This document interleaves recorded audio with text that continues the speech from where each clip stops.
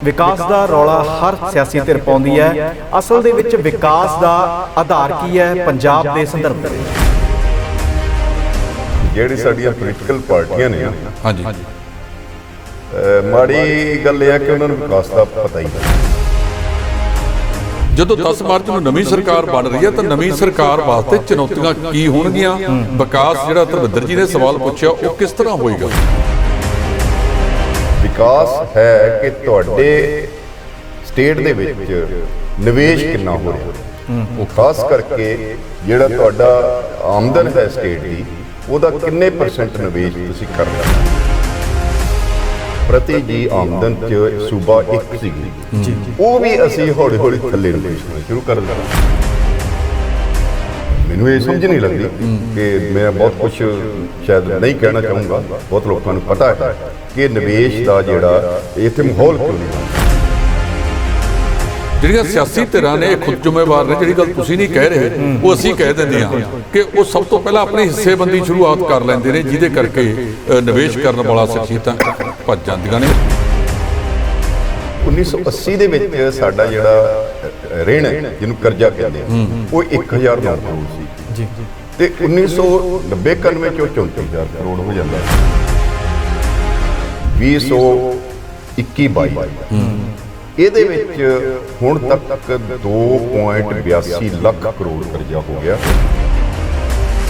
ਹੁਣ ਇਹ 31 ਮਾਰਚ 2022 ਤੱਕ ਕਰਜ਼ਾ ਜਿਹੜਾ ਮੈਨੂੰ ਲੱਗਦਾ ਕਿ ਇਹ 3 ਲੱਖ ਕਰੋੜ ਹੋ ਜਾਣਾ, ਔਰ 3 ਲੱਖ ਕਰੋੜ ਬਹੁਤ ਵੱਡਾ ਕਰਜ਼ਾ ਹੈ। ਔਰ ਤੁਹਾਡਾ ਜਿਹੜਾ ਰੈਵਨਿਊ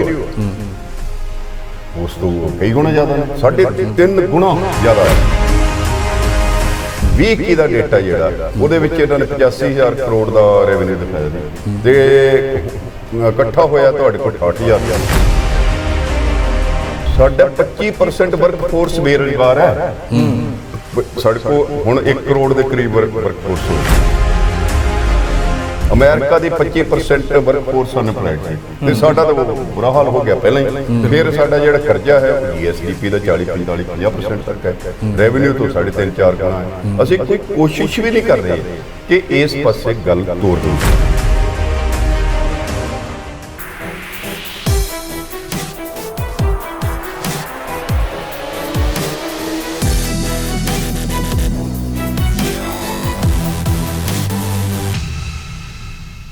सत श्री अकाल। साडा खास प्रोग्राम एजेंडा सरकार 2022 देख रहे सारे दर्शकों का मैं धर्मिंदर संधू स्वागत करदा।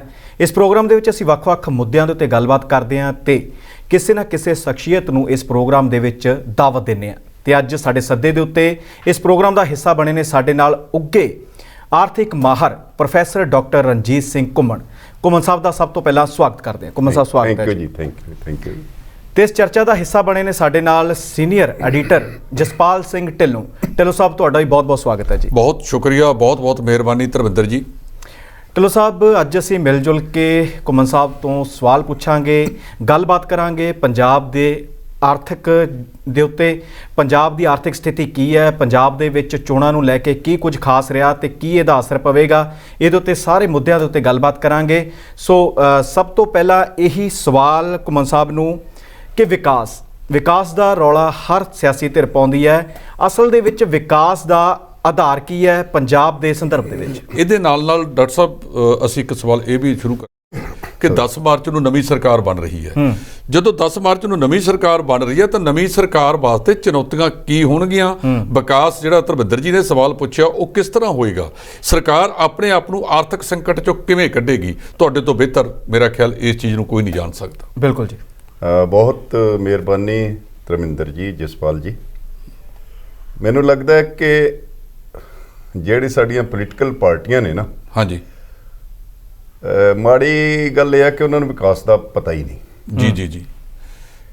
ਵਿਕਾਸ ਉਹ ਸਮਝਦੇ ਨੇ ਕਿ ਮੁਫਤ ਚੀਜ਼ਾਂ ਦੇ ਦਿਓ ਜੀ, ਸਬਸਿਡੀਆਂ ਦੇ ਦਿਓ, ਹਾਂਜੀ, ਸੰਗਤ ਦਰਸ਼ਨ ਤੇ ਪੈਸਾ ਰੋੜ ਦਿਓ, ਇਹਨੂੰ ਉਹ ਵਿਕਾਸ ਕਹਿੰਦੇ ਨੇ। ਓਕੇ, ਜਿਹੜਾ ਕਿ ਬਦਕਿਸਮਤੀ ਨਾਲ ਵਿਕਾਸ ਇਹ ਨਹੀਂ ਹੈ ਜੀ। ਵਿਕਾਸ ਹੈ ਕਿ ਤੁਹਾਡੇ ਸਟੇਟ ਦੇ ਵਿੱਚ ਨਿਵੇਸ਼ ਕਿੰਨਾ ਹੋ ਰਿਹਾ, ਉਹ ਖਾਸ ਕਰਕੇ ਜਿਹੜਾ ਤੁਹਾਡਾ ਆਮਦਨ ਹੈ ਸਟੇਟ ਦੀ ਉਹਦਾ ਕਿੰਨੇ ਪਰਸੈਂਟ ਨਿਵੇਸ਼ ਤੁਸੀਂ ਕਰ ਰਹੇ ਹੋ ਜੀ। ਵਿਕਾਸ ਲਈ ਔਰ ਆਰਥਿਕ ਵਿਕਾਸ ਲਈ ਦਾ ਜਿਹੜਾ ਫੰਡਾਮੈਂਟਲ ਧਰੋਹਰ ਧਰੋਹਰ ਹੈ ਉਹ ਨਿਵੇਸ਼ ਹੈ ਜੀ। ਤੇ ਅਸੀਂ ਪਹਿਲਾਂ ਮੈਂ ਜਦੋਂ ਪੰਜਾਬੀ ਯੂਨੀਵਰਸਿਟੀ ਵਿੱਚ ਰਿਹਾ ਹੈਗਾ ਉਦੋਂ ਵੀ ਅਸੀਂ ਸਟੱਡੀ ਕੀਤੀ ਸੀ 2010-11 ਚ, ਫਿਰ ਮੇਰੇ ਤੋਂ ਬਾਅਦ ਵੀ ਮੇਰੇ ਕੁਲੀਗਸ ਨੇ ਕੀਤੀ 11-12 ਚ। ਅਸੀਂ ਦੇਖਿਆ ਕਿ ਪੰਜਾਬ ਦੇ ਵਿੱਚ ਜਿਹੜਾ ਨਿਵੇਸ਼ ਹੈ ਉਹ ਹਿੰਦੁਸਤਾਨ ਦੀ ਔਸਤ ਨਾਲੋਂ ਤਕਰੀਬਨ ਕਾਫੀ ਘੱਟ ਹੈ, ਜੇ ਅਸੀਂ ਕਹਿ ਲਈ ਕਿ ਅੱਧੇ ਤੋਂ ਥੋੜਾ ਜਿਹਾ ਵੱਧ ਹੈ। ਤੇ ਉਸ ਤੋਂ ਬਾਅਦ ਤਾਬ ਨਹੀਂ ਆਇਆ, ਵਧਿਆ ਨਹੀਂ। ਸੋ ਇੱਕ ਗੱਲ ਤਾਂ ਇਹ ਜੀ, ਮੈਂ ਥੋੜਾ ਜਿਹਾ ਤੁਹਾਨੂੰ ਪਿੱਛੇ ਲੈ ਜਾਣਾ ਚਾਹਾਂਗਾ।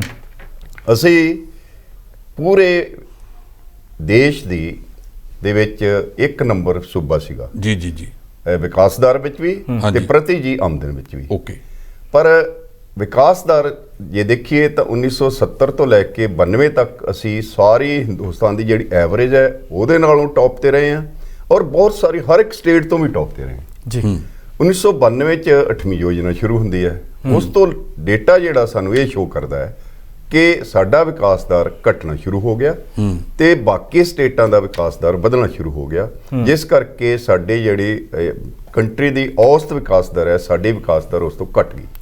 ਅੱਜ ਆਲਮ ਇਹ ਹੈ ਕਿ ਅਸੀਂ 19 ਜਿਹੜੀ ਜਨਰਲ ਸਟੇਟਸ ਨੇ ਜਾਂ ਮੇਜਰ ਸਟੇਟਸ ਨੂੰ 28 ਚੋਂ ਆਪਾਂ ਕਹਿੰਦੇ ਹਾਂ, ਹਾਂਜੀ ਹਾਂਜੀ, ਉਹਨਾਂ ਵਿੱਚੋਂ ਸਾਡਾ 17ਵਾਂ ਨੰਬਰ ਹੈ ਵਿਕਾਸ ਦਰ। ਬਹੁਤ ਵੱਡਾ ਦੁਖਾਂਤ। ਤੇ 30 ਸਾਲਾਂ ਤੋਂ 32 ਸਾਲ ਹੋ ਚੱਲੇ ਆ, ਲਗਾਤਾਰ ਅਸੀਂ ਥੱਲੇ ਰਹਿ ਰਹੇ ਹਾਂ।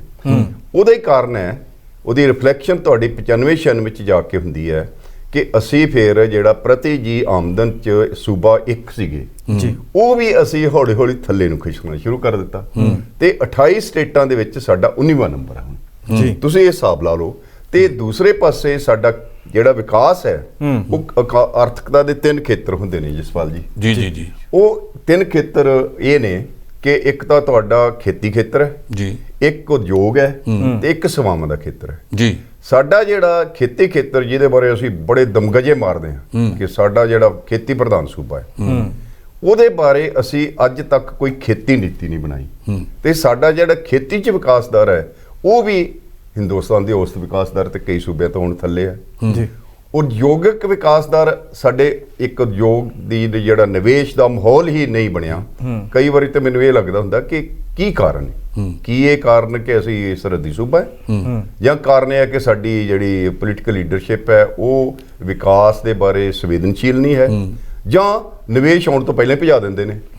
ਮੈਨੂੰ ਇਹ ਸਮਝ ਨਹੀਂ ਲੱਗਦੀ ਕਿ ਮੈਂ ਬਹੁਤ ਕੁਝ ਸ਼ਾਇਦ ਨਹੀਂ ਕਹਿਣਾ ਚਾਹੂੰਗਾ, ਬਹੁਤ ਲੋਕਾਂ ਨੂੰ ਪਤਾ ਹੈ ਕਿ ਨਿਵੇਸ਼ ਦਾ ਜਿਹੜਾ ਇੱਥੇ ਮਾਹੌਲ ਕਿਉਂ ਨਹੀਂ ਬਣ ਰਿਹਾ। ਬਿਲਕੁਲ ਜੀ। ਡਾਕਟਰ ਸਾਹਿਬ, ਉਹਦੇ ਵਿੱਚ ਅਸਲ ਦੇ ਵਿੱਚ ਮੈਂ ਤੁਹਾਨੂੰ ਮਾਫ ਕਰਨਾ ਰੋਕਣਾ ਚਾਹੁੰਦਾ ਹਾਂ, ਜਿਹੜੀਆਂ ਸਿਆਸੀ ਧਿਰਾਂ ਨੇ ਇਹ ਖੁਦ ਜ਼ਿੰਮੇਵਾਰ ਨੇ। ਜਿਹੜੀ ਗੱਲ ਤੁਸੀਂ ਨਹੀਂ ਕਹਿ ਰਹੇ ਉਹ ਅਸੀਂ ਕਹਿ ਦਿੰਦੇ ਹਾਂ ਕਿ ਉਹ ਸਭ ਤੋਂ ਪਹਿਲਾਂ ਆਪਣੀ ਹਿੱਸੇਬੰਦੀ ਸ਼ੁਰੂਆਤ ਕਰ ਲੈਂਦੇ ਨੇ, ਜਿਹਦੇ ਕਰਕੇ ਨਿਵੇਸ਼ ਕਰਨ ਵਾਲਾ ਸ਼ਖਸੀਅਤਾਂ ਇੱਥੋਂ ਭੱਜ ਜਾਂਦੀਆਂ ਨੇ। ਮੈਨੂੰ ਇਹਦੇ 'ਚ ਕਹਿਣ 'ਚ ਕੋਈ ਗਰੇਜ ਨਹੀਂ। ਬਹੁਤ ਸਾਰੇ ਲਾਲ ਫੀਤਾ ਸ਼ਾਹਾਂ ਦਾ ਨਾਂ ਆਉਂਦਾ ਕਿ ਜਿਹੜੇ ਪਹਿਲਾਂ ਹੀ ਉਹਨਾਂ ਨੂੰ ਜਾ ਕੇ ਡੋਰੇ ਪਾ ਲੈਂਦੇ ਨੇ ਕਿ ਤੁਹਾਡੇ ਤੋਂ ਆਹ ਕਰਨਾ ਹੈਗਾ। ਤੁਸੀਂ ਬਿਲਕੁਲ ਠੀਕ ਕਹਿ ਰਹੇ ਹੋਗੇ। ਸੋ ਡਾਕਟਰ ਸਾਹਿਬ, ਇਹਦੇ 'ਚ ਜਿਹੜਾ ਨਾਲ ਇਹ ਵੀ ਦੱਸ ਦਿਓ ਕਿ ਪੰਜਾਬ ਦੇ ਵਿੱਚ ਜਿਹੜਾ ਕਰਜ਼ਾ ਵਗੈਰਾ ਨਾ ਵਿਕਾਸ ਦੇ ਨਾਲ ਇਹ ਕਦੋਂ ਸ਼ੁਰੂ ਹੋਇਆ ਤੇ ਕਿਉਂ ਵਧਣਾ ਸ਼ੁਰੂ ਹੋਇਆ? ਦੇਖੋ, ਇਹ ਜਿੰਨਾ ਕੁ ਮੈਨੂੰ ਸਮਝ ਆਇਆ ਜਾਂ ਹੋਰ ਦੋਸਤਾਂ ਨੇ ਕੰਮ ਕੀਤਾ, ਮੈਂ ਵੀ ਕਾਫੀ 40-45 ਸਾਲਾਂ ਤੋਂ ਪੰਜਾਬ ਤੇ ਫੋਕਸ ਕਰਕੇ ਕੰਮ ਕਰ ਰਿਹਾ ਜੀ। ਤੇ ਖਾਸ ਕਰਕੇ ਪਿਛਲੇ ਕੁਝ ਸਾਲਾਂ 'ਚ ਜਿਹੜਾ 6ਵਾਂ ਫਾਈਨਾਂਸ ਕਮਿਸ਼ਨ ਆ ਉਹਦੇ ਨਾਲ ਵੀ ਵਾਹ ਵਾਸਤਾ ਰਿਹਾ, ਸਪੈਸ਼ਲ ਇਨਵਾਈਟੀ ਦੇ ਤੌਰ ਤੇ ਜੀ। ਤੇ ਮੈਂ ਡੇਟਾ ਨੂੰ ਜਿੰਨਾ ਕੁ ਬਰੀਕੀ ਨਾਲ ਵੇਖਿਆ ਕਿ 1980 ਤੱਕ ਸਾਡਾ ਜਿਹੜਾ ਬਜਟ ਹੈ ਉਹ ਸਰਪਲਸ ਬਜਟ ਹੁੰਦਾ ਸੀ। ਤੇ 1980 ਦੇ ਵਿੱਚ ਸਾਡਾ ਜਿਹੜਾ ਰਿਣ ਹੈ, ਜਿਹਨੂੰ ਕਰਜ਼ਾ ਕਹਿੰਦੇ ਆ, ਉਹ 1009 ਕਰੋੜ ਸੀ ਜੀ। ਤੇ 1990-91 ਚ ਉਹ 34000 ਕਰੋੜ ਹੋ ਜਾਂਦਾ। ਫਿਰ 2017 ਚ ਤੱਕ ਆਉਂਦਿਆਂ ਜਦੋਂ ਇਹ ਅਕਾਲੀ ਸਰਕਾਰ ਜਾਂਦੀ ਆ ਤਾਂ 31000 ਕਰੋੜ ਦਾ ਜਾਂਦੇ ਉਹ CCL ਲਿਮਟ ਵਾਲਾ ਪਾ ਦਿੰਦੇ ਨੇ। ਸੋ ਇੱਕਦਮ ਵੱਧ ਕੇ ਉਹ ਹੁਣ ਇਸ ਵੇਲੇ ਜਿਹੜਾ ਹੁਣ ਵਿੱਤੀ ਸਾਲ ਜਾ ਰਿਹਾ 2021-22 ਦਾ, ਇਹਦੇ ਵਿੱਚ ਹੁਣ ਤੱਕ 2.82 ਲੱਖ ਕਰੋੜ ਕਰਜ਼ਾ ਹੋ ਗਿਆ। ਔਰ ਮੈਨੂੰ 17,000 ਕਰੋੜ ਤਾਂ ਹੁਣੇ ਚਾੜ ਦਿੱਤਾ ਜਿਹੜਾ ਇਲੈਕਸ਼ਨਾਂ ਤੋਂ ਪਹਿਲਾਂ ਅਨਾਉਂਸਮੈਂਟਸ ਕੀਤੀਆਂ ਨੇ। ਤੇ ਮੈਨੂੰ ਪੂਰਾ ਯਕੀਨ ਹੈ, ਹਾਲਾਂਕਿ ਬਦਕਿਸਮਤੀ ਹੈ ਕਿ ਇੱਕ ਛੋਟੀ ਸਟੇਟ ਦੇ ਵਿੱਚ ਹੁਣ ਇਹ 31 ਮਾਰਚ 2022 ਤੱਕ ਕਰਜ਼ਾ ਜਿਹੜਾ ਮੈਨੂੰ ਲੱਗਦਾ ਕਿ ਇਹ 3 ਲੱਖ ਕਰੋੜ ਹੋ ਜਾਣਾ। ਔਰ 3 ਲੱਖ ਕਰੋੜ ਬਹੁਤ ਵੱਡਾ ਕਰਜ਼ਾ ਹੈ, ਔਰ ਤੁਹਾਡਾ ਜਿਹੜਾ ਰੈਵਨਿਊ ਹੈ ਉਸ ਤੋਂ ਕਈ ਗੁਣਾ ਜ਼ਿਆਦਾ ਨੇ, 3.5 ਗੁਣਾ ਜ਼ਿਆਦਾ ਹੈ ਜਿਹੜਾ ਸਾਡਾ ਰੈਵਨਿਊ। ਉਹ ਕਿੰਨਾ ਕੁ ਜੀ ਇਸ ਵੇਲੇ revenue? ਉਹ ਇਸ ਵੇਲੇ ਮੈਂ ਪਿਛਲੇ ਸਾਲ ਦਾ ਦੇਖਿਆ, ਅਸਲ ਦੇ ਵਿੱਚ ਉਹਦੇ ਵਿੱਚ ਵੀ ਢਿੱਲੋਂ ਸਾਹਿਬ ਬੜਾ ਕਮਾਲ ਦੀ ਇਹ ਜਗਲਰੀ ਕਰਦੇ ਨੇ ਕਿ ਜਦੋਂ ਦਾ ਬਜਟ ਬਣਾਉਂਦੇ ਨੇ ਤਾਂ ਉਹ ਬਹੁਤ ਵੱਡਾ ਦਿਖਾਉਂਦੇ ਨੇ ਕਿ ਇੰਨਾ ਸਾਡਾ ਅਗਲੇ ਸਾਲ ਦਾ ਬਜਟ ਹੋਏਗਾ ਤੇ ਜਿਹੜਾ ਰੀਅਲਾਈਜੇਸ਼ਨ ਹੁੰਦੀ ਹੈ, ਐਕਚੁਅਲ ਖਰਚਾ ਹੁੰਦਾ ਹੈ, ਉਹ ਤਕਰੀਬਨ 30-35% ਘੱਟ ਹੁੰਦਾ ਹੈ। ਹੁਣ ਮੈਂ ਪਿਛਲੇ ਸਾਲ ਦੀ ਇਸ ਵਾਰੀ ਦਾ ਤੇ ਐਕਚੁਅਲ ਡੇਟਾ ਸਾਡੇ ਕੋਲ ਆਇਆ ਨਹੀਂ ਅਜੇ 21-22 ਦਾ 20-21 ਦਾ ਡੇਟਾ ਜਿਹੜਾ ਉਹਦੇ ਵਿੱਚ ਇਹਨਾਂ ਨੇ 85,000 ਕਰੋੜ ਦਾ ਰੈਵਨਿਊ ਦਿਖਾਇਆ ਸੀ ਤੇ ਇਕੱਠਾ ਹੋਇਆ ਤੁਹਾਡੇ ਕੋਲ 68,000 ਕਰੋੜ। ਠੀਕ ਹੈ, ਸੋ ਇਹ ਜਿਹੜਾ 68,000 ਕਰੋੜ ਦਾ ਹੈ ਤੇ 30,000 ਕਰੋੜ ਦਾ ਗੈਪ ਹੈ, ਉਹ ਨਹੀਂ ਨਿਕਲਣਾ।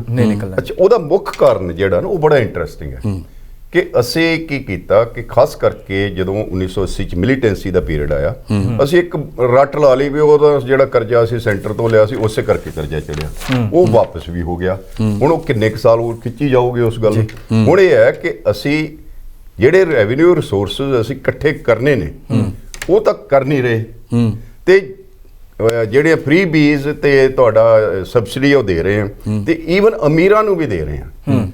ਮੈਨੂੰ ਸਮਝ ਆਉਂਦੀ ਕਿ ਆ ਜਿਹੜਾ ਪਹਿਲਾਂ ਕੈਪਟਨ ਸਰਕਾਰ ਨੇ ਫੈਸਲਾ ਕੀਤਾ ਕਿ ਹਰ ਔਰਤ ਜਿਹੜੀ ਫ੍ਰੀ ਬੱਸ ਸਰਵਿਸ, ਮੈਂ ਪੁੱਛਦਾ ਕਿ ਜਦੋਂ ਤੁਹਾਡੀ PRTC ਆਪਣਾ ਰੋਡਵੇਜ ਮਰ ਗਏ ਤਾਂ ਫਿਰ ਕਿਹੜੀ ਬੱਸ ਚੜਾਓਗੇ ਉਹਨਾਂ ਨੂੰ? ਇਸੇ ਤਰ੍ਹਾਂ ਮੈਂ ਕਹਿੰਦਾ ਜੇ ਤੁਹਾਡਾ ਬਿਜਲੀ ਬੋਰਡ ਮਰ ਗਿਆ ਤੇ ਕਿੱਥੋਂ ਫ੍ਰੀ ਬਿਜਲੀ ਦਿਓਗੇ?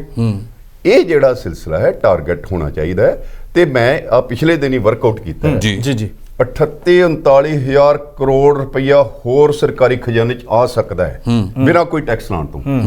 ਉਹਦੇ ਵਿੱਚ 6-7 ਮੱਦਾਂ ਨੇ, ਭਾਵੇਂ ਰੇਤਾ ਬਜਰੀ ਹੈ, ਭਾਵੇਂ ਟਰਾਂਸਪੋਰਟ ਹੈ, ਭਾਵੇਂ ਕੇਬਲ ਹੈ, ਭਾਵੇਂ ਉਹ GST ਹੈ, ਭਾਵੇਂ ਐਕਸਾਈਜ਼ ਹੈ, ਭਾਵੇਂ ਉਹ ਸੋਸ਼ਲ ਜਿਹੜੀਆਂ ਸਕੀਮਾਂ ਨੇ ਉਹਨਾਂ 'ਚ ਹੇਰਾਫੇਰੀ ਹੈ, ਭਾਵੇਂ ਤੁਹਾਡੇ ਸਟੈਂਪ ਰਜਿਸਟ੍ਰੇਸ਼ਨ 'ਚ ਹੈ, ਇਸ ਤਰ੍ਹਾਂ ਬਹੁਤ ਕੁਛ ਹੈ। ਮੈਂ ਮਤਲਬ ਬਹੁਤ ਕਾਫੀ ਮਿਹਨਤ ਤੇ ਪ੍ਰੀਸਾਈਜ਼ਲੀ ਵਰਕਆਊਟ ਕੀਤਾ ਕਿ ਮੋਡਰੇਟ ਐਸਟੀਮੇਟ ਜਿਹੜੇ ਨੇ ਉਹ ਇੰਨੇ ਬਣ ਜੇ। ਜੇ ਆਪਾਂ ਥੋੜਾ ਜਿਹਾ ਟੈਕਸ ਰੇਜਿਮ ਆਪਣਾ ਠੀਕ ਕਰ ਲਈਏ ਤੇ ਮੈਂ ਕਹਿੰਦਾ 39-40,000 ਕਰੋੜ ਰੁਪਇਆ ਹੋਰ ਸਰਕਾਰੀ ਖਜ਼ਾਨੇ 'ਚ ਆ ਸਕਦਾ। ਹੁਣ ਸਵਾਲ ਇਹ ਪੈਦਾ ਹੁੰਦਾ ਕਿ ਉਹ ਆਇਆ ਕਿਉਂ ਨਹੀਂ?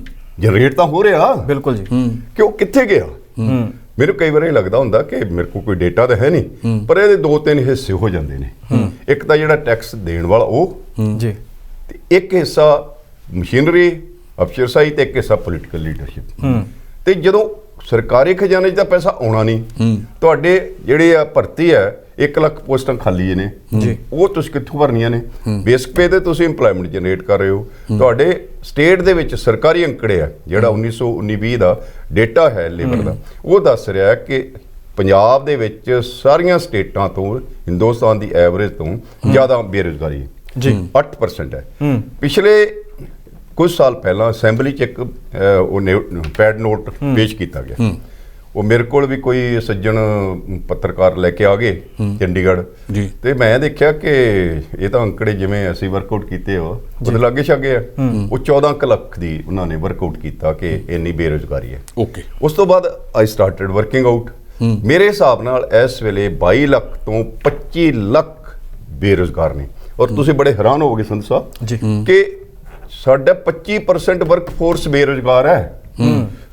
ਸਾਡੇ ਕੋਲ ਹੁਣ 1 ਕਰੋੜ ਦੇ ਕਰੀਬ ਵਰਕਫੋਰਸ ਹੋਏਗੀ। ਵਰਕਫੋਰਸ ਹੁੰਦੀ ਹੈ ਕਿ 14 ਸਾਲ ਤੋਂ ਉੱਪਰ ਤੇ 64 ਸਾਲ ਤੱਕ ਉਹ ਵਰਕਫੋਰਸ ਹੈ ਤੇ ਉਹਦੇ ਚੋਂ 25%। ਔਰ ਮੈਂ ਦੋਸਤਾਂ ਨੂੰ ਦੱਸਣਾ ਚਾਹਾਂਗਾ ਤੁਹਾਡੇ ਮਾਧਿਅਮ ਰਾਹੀਂ ਕਿ ਜਦੋਂ ਬਹੁਤ ਵੱਡਾ ਡਿਪਰੈਸ਼ਨ, ਗ੍ਰੇਟ ਡਿਪਰੈਸ਼ਨ ਜਿਹਨੂੰ ਕਹਿੰਦੇ ਆ 1930s ਦੇ ਵਿੱਚ ਅਮਰੀਕਾ 'ਚ ਤੇ ਹੋਰ ਸਾਰੇ ਦੁਨੀਆ 'ਚ ਆਇਆ ਸੀ, ਅਮਰੀਕਾ ਦੀ 25% ਵਰਕਫੋਰਸ ਅਨਪਲਾਈਡ ਸੀ ਤੇ ਸਾਡਾ ਤਾਂ ਬੁਰਾ ਹਾਲ ਹੋ ਗਿਆ ਪਹਿਲਾਂ ਹੀ। ਫਿਰ ਸਾਡਾ ਜਿਹੜਾ ਕਰਜ਼ਾ ਹੈ ਉਹ GSDP ਦਾ 40-45-50% ਤੱਕ ਹੈ, ਰੈਵਨਿਊ ਤੋਂ 3.5-4 ਗੁਣਾ ਹੈ। ਅਸੀਂ ਕੋਈ ਕੋਸ਼ਿਸ਼ ਵੀ ਨਹੀਂ ਕਰ ਰਹੇ ਕਿ ਇਸ ਪਾਸੇ ਗੱਲ ਤੋਰਨੀ ਹੈ। ਔਰ ਪਿਛਲਾ ਤੁਸੀਂ ਤਿੰਨ ਕਲੈਕਸ਼ਨ ਦਾ ਖਾਸ ਕਰਕੇ ਡੇਟਾ ਚੁੱਕ ਮੈਨੀਫੈਸਟੋ ਚੁੱਕ ਕੇ ਵੇਖ ਲਓ, ਸਵਾਏ ਫ੍ਰੀ ਬੀਜ਼ ਤੋਂ, ਸਵਾਏ ਸਰਕਾਰੀ ਖਜ਼ਾਨੇ ਚੋਂ ਪੈਸਾ ਖਰਚ ਕੇ ਆਪਣੀ ਪਾਵਰ ਇੱਥੇ ਹੋਣ ਤੋਂ ਬਿਨਾਂ ਕੁਝ ਨਹੀਂ ਕੀਤਾ। ਪਰ ਫਿਰ ਵੀ ਕਮਲ ਸਾਹਿਬ ਅਜੇ ਵੀ ਸਰਕਾਰਾਂ ਨੇ ਜਿਹੜੀਆਂ ਵੱਡੇ ਦਾਅਵੇ ਤੇ ਵਾਅਦੇ ਕਰ ਰਹੀਆਂ ਨੇ, ਖਜ਼ਾਨੇ ਖਾਲੀ ਨੇ। ਕੋਈ ਤਾਂ ਕਹਿੰਦਾ ਜੀ ਅਸੀਂ ਬਿਜਲੀ ਫ੍ਰੀ ਦੇ ਦਿਆਂਗੇ, 400 ਯੂਨਿਟ ਮਾਫ ਕਰ ਦਾਂਗੇ। ਉਹਦੇ ਨਾਲ ਕਿੰਨਾ ਕੁ ਅਸਰ ਪਵੇਗਾ? ਜਿਹੜੀ ਗਰੋਥ ਜਿੱਥੇ ਤੱਕ ਤੁਸੀਂ ਦੱਸ ਚੁੱਕੇ ਹੋ ਉਦੋਂ ਵੀ ਥੱਲੇ ਆਏਗੀ? ਦੇਖੋ, ਇਹ ਜਿਹੜਾ ਵਿਕਾਸ ਦਾ ਤੇ ਰਸਤਾ ਹੀ ਨਹੀਂ ਹੈ, ਇਹ ਤਾਂ ਵਿਨਾਸ਼ ਦਾ ਰਸਤਾ ਹੈ ਜੀ। ਤੇ ਐਕਸਪੈਰੀਮੈਂਟ ਕਰ ਰਹੇ ਨੇ। ਜਿਹੜਾ ਫ੍ਰੀ ਬੀਜ਼ ਤੱਕ ਹੁਣ ਤੱਕ ਇਹ ਅਨਾਉਂਸ ਕਰ ਚੁੱਕੇ ਨੇ, ਜੇ ਉਹ ਸਾਰੀਆਂ ਕਰਨੀਆਂ ਹੋਣ ਤਾਂ ਉਹ ਤਕਰੀਬਨ 57% ਤੁਹਾਡੇ ਰੈਵਨਿਊ ਦਾ ਬਣ ਜਾਂਦਾ ਜੀ। 20% ਤੁਸੀਂ ਜਿਹੜਾ ਕਰਜ਼ਾ ਪਹਿਲਾਂ ਲਿਆ ਉਸ ਤੇ ਵਿਆਜ ਦੇਣਾ ਪੈਂਦਾ, ਤੇ ਤੁਹਾਡੇ ਕੋਲ ਬਾਕੀ ਕੀ ਰਹਿ ਗਿਆ? ਬਿਲਕੁਲ ਜੀ। ਤੁਹਾਡੇ ਕੋਲ ਤਾਂ ਤਨਖਾਹਾਂ ਦੇਣ ਲਈ ਪੈਸੇ ਨਹੀਂ ਰਹਿਣੇ, ਤੁਹਾਡੇ ਗੱਡੀਆਂ 'ਚ ਤੇਲ ਪਾਉਣ ਲਈ ਪੈਸੇ ਨਹੀਂ ਰਹਿਣੇ, ਤੇ ਤੁਸੀਂ ਵਿਕਾਸ, ਅੱਛਾ ਜਿਹੜਾ ਤੁਸੀਂ ਵਿਕਾਸ ਦੀ ਗੱਲ ਕਰ ਰਹੇ ਹੋ, ਉਹ ਵਿਕਾਸ ਤਾਂ ਹੋ ਜੇ ਨਿਵੇਸ਼ ਹੋਏਗਾ। ਸਰਕਾਰ ਕੋਲੇ ਨਿਵੇਸ਼ ਕਰਨ ਲਈ ਕੋਈ ਪੈਸਾ ਨਹੀਂ ਹੈ। ਇਹ ਤਾਂ ਓਵਰਡਰਾਫਟਿੰਗ ਰਾਹੀਂ ਤੇ ਵੇਜ਼ ਐਂਡ ਮੀਨਸ, ਬਹੁਤ ਦੋਸਤਾਂ ਨੂੰ ਵੇਜ਼ ਐਂਡ ਮੀਨਸ ਦਾ ਸ਼ਾਇਦ ਪਤਾ ਨਾ ਹੋਵੇ। ਵੇਜ਼ ਐਂਡ ਮੀਨਸ ਦਾ ਮਤਲਬ ਹੁੰਦਾ ਕਿ ਤੁਹਾਡੀ ਓਵਰਡਰਾਫਟਿੰਗ ਲਿਮਿਟ ਵੀ ਖਤਮ ਹੋ ਗਈ, ਤੇ ਉਸ ਤੋਂ ਬਾਅਦ ਤੁਸੀਂ ICU ਚੋਂ ਮਰਨ ਕਿਨਾਰੇ ਹੋ, ਤੇ ਫਿਰ ਉਸ ਤੇ ਤੁਸੀਂ ਆਪਣਾ ਉਹ ਕਰਜ਼ਾ ਲੈਂਦੇ ਹੋ। ਸੋ ਉਹ ਕਰਜ਼ਾ ਲੈ ਕੇ ਤੁਸੀਂ ਸਰਕਾਰ ਚਲਾ ਰਹੇ ਹੋ, ਕਰਜ਼ਾ ਲੈ ਕੇ ਤੁਸੀਂ ਫ੍ਰੀ ਬੀਜ ਦੇ ਰਹੇ ਹੋ, ਕਰਜ਼ਾ ਲੈ ਕੇ ਤੁਸੀਂ ਰਿਆਇਤਾਂ ਦੇ ਰਹੇ ਹੋ, ਕਰਜ਼ਾ ਲੈ ਕੇ ਤੁਸੀਂ ਕਰਜ਼ਾ ਮਾਫ ਕਰ ਰਹੇ ਹੋ।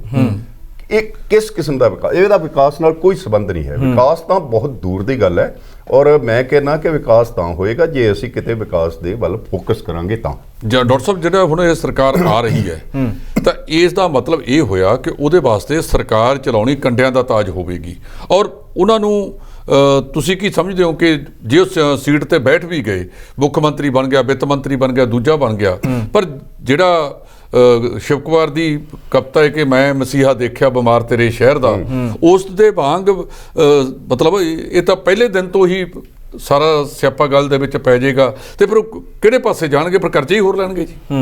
ਦੇਖੋ, ਮੈਂ ਇੰਨਾ ਪੈਸੀਮਿਸਟ ਨਹੀਂ ਹਾਂ। ਹਾਂਜੀ, ਮੈਂ ਹਮੇਸ਼ਾ ਆਪਟੀਮਿਸਟ ਰਿਹਾ ਹੈਗਾ। ਇਹ ਡੇ 1 ਤੋਂ ਹੀ ਠੀਕ ਹੋਣੀ ਸ਼ੁਰੂ ਹੋ ਸਕਦੀ ਹੈ।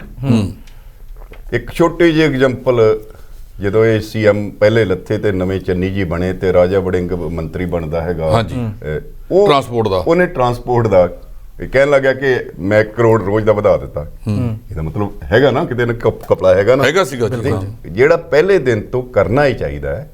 ਮੈਂ ਸ਼ਾਇਦ ਇੱਕ ਲੇਖ ਵੀ ਲਿਖਿਆ ਸੀ ਪੰਜਾਬੀ ਟ੍ਰਿਬਿਊਨ 'ਚ, ਸ਼ਾਇਦ ਤੁਹਾਡੇ ਏਜੰਡਾ ਉਹਦਾ ਵੀ ਕੀ ਹੋਣਾ ਚਾਹੀਦਾ, ਉਹਦੇ 'ਚ ਮੈਂ ਕੁਝ ਨੁਕਤੇ ਉਠਾਏ ਸੀਗੇ ਕਿ ਸਰਕਾਰ ਨੂੰ ਪਹਿਲੇ ਮਹੀਨੇ ਦੇ ਵਿੱਚ ਹੀ ਇਹ ਤੈਅ ਕਰਨਾ ਚਾਹੀਦਾ ਹੈ ਕਿ ਅਸੀਂ ਕਰਨਾ ਕੀ ਹੈ, ਤੇ ਉਸ ਤੋਂ ਬਾਅਦ ਜਿੰਨੀਆਂ ਵੀ ਇਹ ਵਿਕਾਸ ਨਾਲ ਜਾਂ ਗਵਰਨੈਂਸ ਨਾਲ ਜੁੜੀਆਂ ਸਮਾਜਿਕ ਤੇ ਆਰਥਿਕ ਤੇ ਰਾਜਨੀਤਿਕ ਤੁਹਾਡੀਆਂ ਸੰਸਥਾਵਾਂ ਨੇ, ਉਹਨਾਂ ਨੂੰ ਐਕਟੀਵੇਟ ਕਰਨ।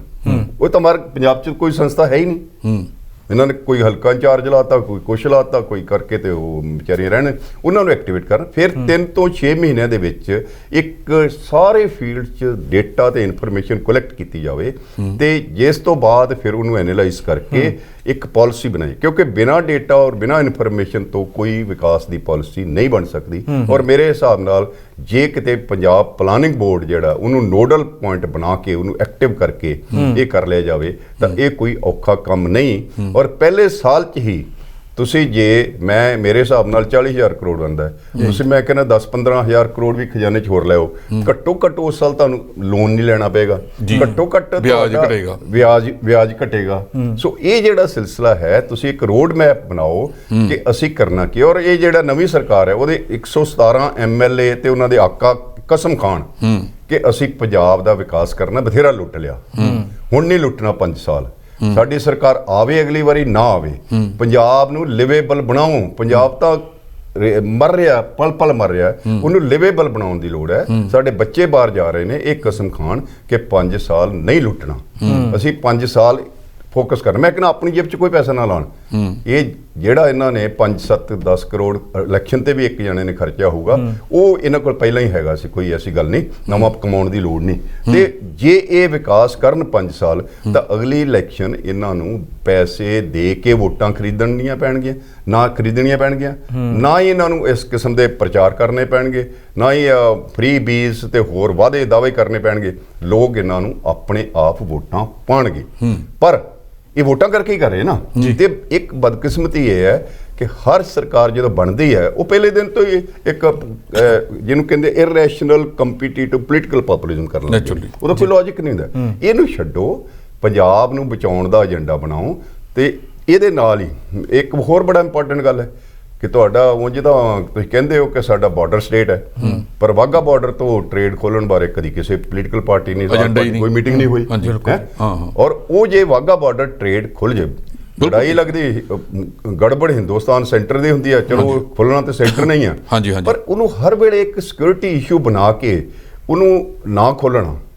ਅਸੀਂ ਪਿੱਛੇ ਸਟੱਡੀ ਵੀ ਕੀਤੀ ਹੈ 2020 ਚ। ਆ ਦੇਖੋ ਹੁਣ ਉਹ ਅਫਗਾਨਿਸਤਾਨ ਨੂੰ ਟਰੱਕ ਜਾ ਹੀ ਰਹੇ ਨੇ। ਨਹੀਂ, ਅਫਗਾਨਿਸਤਾਨ ਨੂੰ ਜਾ ਰਹੇ, ਪਾਕਿਸਤਾਨ ਨੂੰ ਕਿਉਂ ਨਹੀਂ ਜਾਣ ਰਹੇ? ਜੇ ਸਿਕਿਉਰਿਟੀ ਵਾਲਾ ਇਸ਼ੂ ਤਾਂ ਅਫਗਾਨਿਸਤਾਨ ਵਾਲਾ ਵੀ ਹੋ ਸਕਦਾ, ਹਾਂਜੀ, ਫਿਰ ਹਾਂਜੀ, ਉਧਰੋਂ ਵੀ ਆ ਸਕਦਾ। ਤੁਹਾਡਾ ਜਿਹੜਾ ਮੈਂ ਨਸ਼ਿਆਂ ਤੇ ਕੰਮ ਕਾਫੀ ਇੱਕ ਰਿਸਰਚ ਕੀਤੀ ਹੈ, ਉਹਦੇ ਵਿੱਚ ਅਫਗਾਨਿਸਤਾਨ, ਈਰਾਨ, ਇਹ ਮਿਆਂਮਾਰ ਇਧਰੋਂ ਆਂਦਾ ਹੈ, ਤੇ ਉਹਨੂੰ ਤੁਸੀਂ ਉਹਨੂੰ ਢਾਲ ਬਣਾ ਕੇ ਸਾਡਾ ਟ੍ਰੇਡ ਕਿਉਂ ਬੰਦ ਕਰ ਰਹੇ ਹੋ?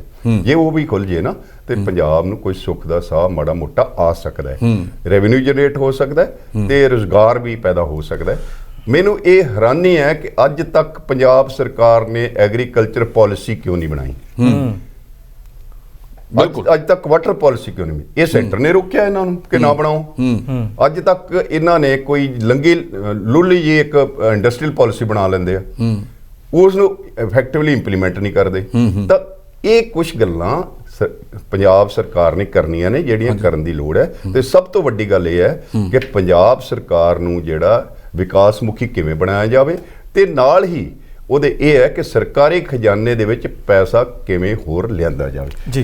ਇਹ ਬੇਸਿਕ ਹੈ ਡਾਕਟਰ ਸਾਹਿਬ। ਅਸਲ ਦੇ ਵਿੱਚ ਜਿਹੜੀ ਖੇਤੀ ਦੀ ਤੁਸੀਂ ਗੱਲ ਕੀਤੀ ਹੈ, ਜੇ ਖੇਤੀ ਦੀ ਡਾਈਵਰਸੀਫਿਕੇਸ਼ਨ ਹੋਵੇ, ਸਾਡੀਆਂ ਕਿੰਨੀਆਂ ਲੋੜਾਂ ਨੇ ਪੰਜਾਬ ਦੇ ਵਿੱਚ, ਜਿੰਨੀ ਦਾਲ ਦੀ ਖਪਤ ਹੈ, ਘੱਟੋ ਘੱਟ ਪੰਜਾਬ ਆਪਣੀ ਦਾਲ ਤਾਂ ਆਪ ਪੈਦਾ ਕਰ ਸਕਦਾ, ਬਾਹਰੋਂ ਲਿਆਉਣ ਦੀ ਜ਼ਰੂਰਤ ਨਾ ਪਵੇ, ਨਾਲੇ ਸਾਡੇ ਝੋਨੇ ਤੇ ਕਣਕ ਦੇ ਵਿੱਚੋਂ ਕੁਝ ਨਾ ਕੁਝ ਰਕਬਾ ਘਟ ਜਾਵੇ।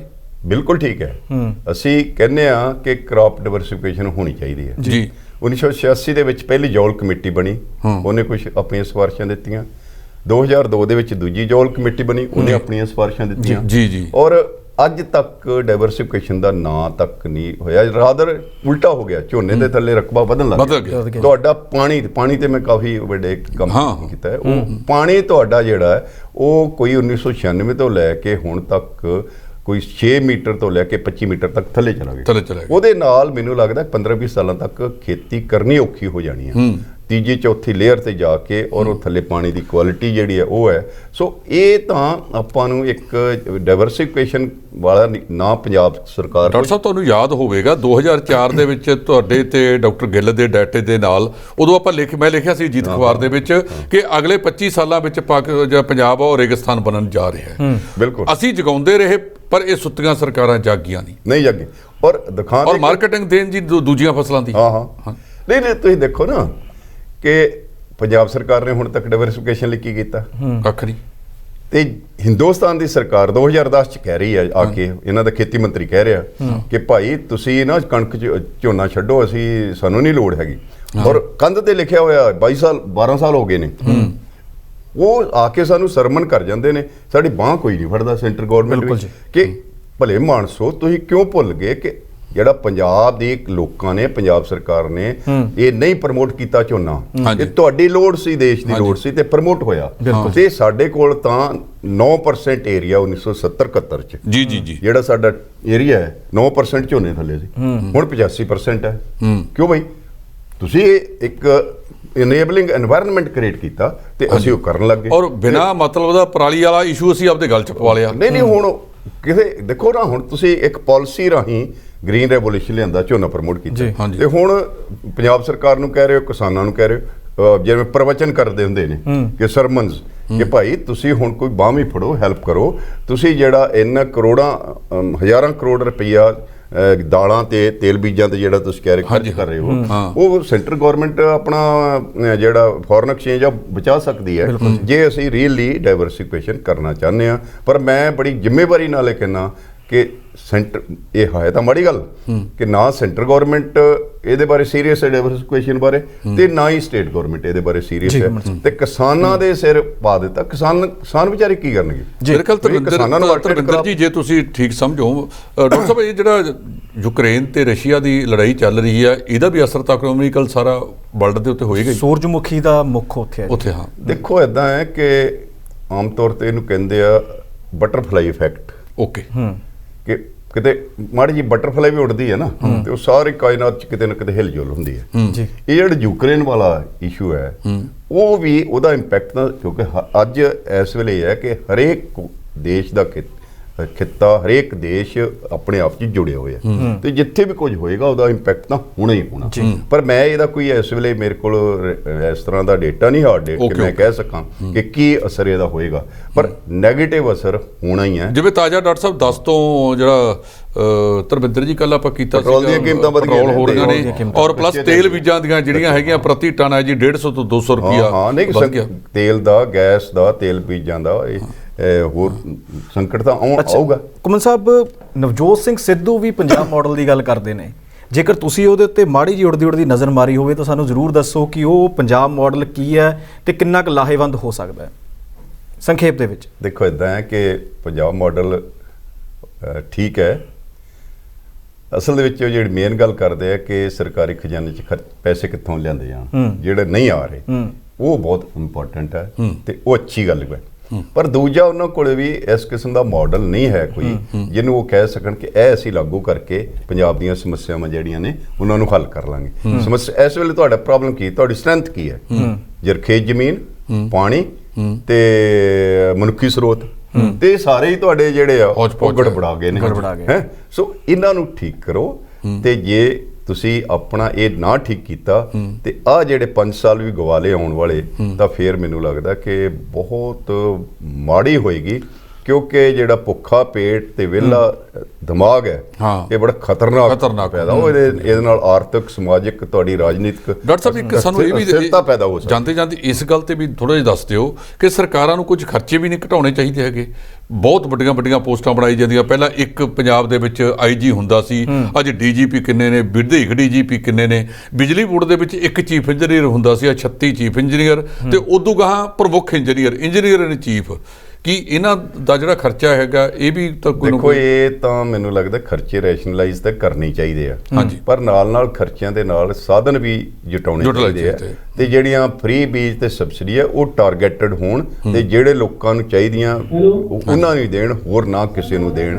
ਅਦਰਵਾਈਜ਼ ਇਹ ਕੰਮ ਸੂਤ ਨਹੀਂ ਆਉਣਾ। ਜਿਹੜਾ ਤੁਸੀਂ ਸਵਾਲ ਰੇਜ਼ ਕੀਤਾ ਨਾ, ਉਹ ਇਹ ਹੈ ਕਿ ਖਰਚੇ ਬਿਲਕੁਲ ਘਟਾਉਣੇ ਚਾਹੀਦੇ ਆ ਤੇ ਖਰਚੇ ਰੈਸ਼ਨਲਾਈਜ਼ ਕਰਨੇ। ਦੇਖੋ, ਆਮ ਤੌਰ ਤੇ ਕਿਹਾ ਜਾਂਦਾ ਕਿ ਰੁਪਈਆ ਸਿਰਫ ਕਮਾਉਣਾ ਹੀ ਨਹੀਂ, ਖਰਚਣ ਤੇ ਵੀ ਤੁਹਾਡੀ ਸੇਵਿੰਗ ਡਿਪੈਂਡ ਕਰਦੀ ਹੈ ਜੀ। ਸੋ ਇਸ ਕਰਕੇ ਖਰਚਣ ਦਾ ਵੀ ਧਿਆਨ ਰੱਖਣਾ ਚਾਹੀਦਾ, ਤੇ ਖਰਚਣਾ ਬੇਕਿਰਕੀ ਨਾਲ ਜਿਹੜਾ ਲੋਕਾਂ ਦਾ ਪੈਸਾ ਨਾ ਖਰਚੋ, ਵਿਕਾਸ ਦੇ ਕੰਮਾਂ ਲਈ ਖਰਚੋ, ਤੇ ਹੋਰ ਪੈਸਾ ਕਿੱਦਾਂ ਆਉਣਾ ਸਰਕਾਰੀ ਖਜ਼ਾਨੇ 'ਚ ਉਹ ਲਿਆਓ। ਤੇ ਮੈਂ ਇੱਕ ਹੋਰ ਵੀ ਸੈਸ਼ਨ ਲਾਸਟ ਦਿਆਂਗਾ ਕਿ ਇਹ ਨਵੀਂ ਸਰਕਾਰ ਜਿਹੜੀ ਹੈ ਇਹਦੇ ਬਾਰੇ ਚੁਣੌਤੀਆਂ ਜਿਹੜੀਆਂ ਨਾ ਉਹਨਾਂ ਨੂੰ ਬਰੀਕੀ ਨਾਲ, ਤੇ ਨਾਲ ਜਿਹੜਾ ਮਿਨਿਸਟਰ ਹੈ, ਫਾਈਨਾਂਸ ਮਿਨਿਸਟਰ, ਉਹ ਤੇ ਟੈਕਸੇਸ਼ਨ ਮਿਨਿਸਟਰ, ਇਹ ਇੱਕ ਮਿਨਿਸਟਰੀ ਹੋਣੀ ਚਾਹੀਦੀ, ਇੱਕ ਬੰਦੇ ਕੋਲ ਹੋਵੇ।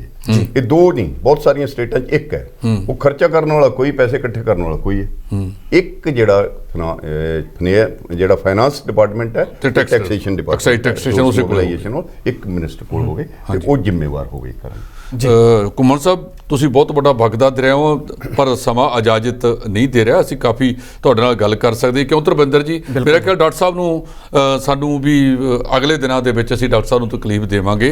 ਡਾਕਟਰ ਸਾਹਿਬ ਤਾਂ ਜੇ 100-200 ਐਪੀਸੋਡ ਵੀ ਕਰ ਦੇਣ ਤਾਂ ਵੀ ਇਹਨਾਂ ਕੋਲ ਜਿਹੜਾ ਖਜ਼ਾਨਾ ਹੈਗਾ ਉਹ ਖਤਮ ਨਹੀਂ ਆਉਣਾ। ਔਰ ਜਿੰਨਾ ਪੰਜਾਬ ਪ੍ਰਤੀ ਇਹ ਸੁਚੇਤ ਨੇ ਤੇ ਪੰਜਾਬ ਪ੍ਰਤੀ ਸੁਹਿਰਦ ਨੇ, ਜਿਹੜੀ ਨਵੀਂ ਸਰਕਾਰ ਆਵੇਗੀ, ਜੋ ਗੱਲਾਂ ਅੱਜ ਡਾਕਟਰ ਸਾਹਿਬ ਨੇ ਕੀਤੀਆਂ ਉਹਨਾਂ ਨੂੰ ਕੌੜੀਆਂ ਜ਼ਰੂਰ ਲੱਗਣਗੀਆਂ। ਜੇ ਉਸ ਪਾਸੇ ਵੱਲ ਪੰਜਾਬ ਨੂੰ ਇਹ ਚੋਂ ਕੱਢਣਾ, ਉਧਰ ਜਾਣ ਦੀ ਜ਼ਰੂਰਤ ਹੈ। ਡਾਕਟਰ ਸਾਹਿਬ, ਤੁਹਾਡਾ ਵੀ ਬਹੁਤ ਧੰਨਵਾਦ ਹੈ, ਸਾਡੇ ਨਾਲ ਤੁਸੀਂ ਪ੍ਰੋਗਰਾਮ ਦਾ ਹਿੱਸਾ ਬਣੇ ਹੋ। ਪ੍ਰੋਫੈਸਰ ਰਣਜੀਤ ਸਿੰਘ ਘੁੰਮਣ ਨਾਲ ਤੁਹਾਡੀ ਗੱਲਬਾਤ ਕਰਵਾਈ ਹੈ, ਮਿਲ ਜੁਲ ਕੇ ਅਸੀਂ ਅੱਜ ਸਵਾਲ ਪੁੱਛੇ ਨੇ ਤੇ ਮਸਲੇ ਦੇ ਉੱਤੇ ਗੱਲ ਕੀਤੀ ਹੈ ਕਿ ਆਰਥਿਕਤਾ ਨੂੰ ਕਿਵੇਂ ਉੱਪਰ ਚੁੱਕਿਆ ਜਾ ਸਕਦਾ ਹੈ, ਪੰਜਾਬ ਨੂੰ ਮੁੜ ਕਿਵੇਂ ਲੀਹਾਂ ਦੇ ਉੱਤੇ ਲਿਆਇਆ ਜਾ ਸਕਦਾ ਹੈ, ਕਿਉਂਕਿ 10 ਮਾਰਚ ਨੂੰ ਨਤੀਜੇ ਆ ਰਹੇ ਨੇ ਤੇ ਵੱਡੇ ਜਿਹੜੇ ਫੇਰਬਦਲ ਹੋਣਗੇ। ਪੰਜਾਬ ਦੇ ਵਿੱਚ ਸਰਕਾਰ ਨਵੀਂ ਬਣੇਗੀ। ਸੋ ਇਸੇ ਤਰ੍ਹਾਂ ਇਸੇ ਪ੍ਰੋਗਰਾਮ ਦੇ ਵਿੱਚ ਹੋਰ ਸ਼ਖਸੀਅਤ ਨੂੰ ਲੈ ਕੇ ਫਿਰ ਹਾਜ਼ਰ ਹੋਵਾਂਗੇ। ਫਿਲਹਾਲ ਇਜਾਜ਼ਤ ਦਿਓ। ਧੰਨਵਾਦ।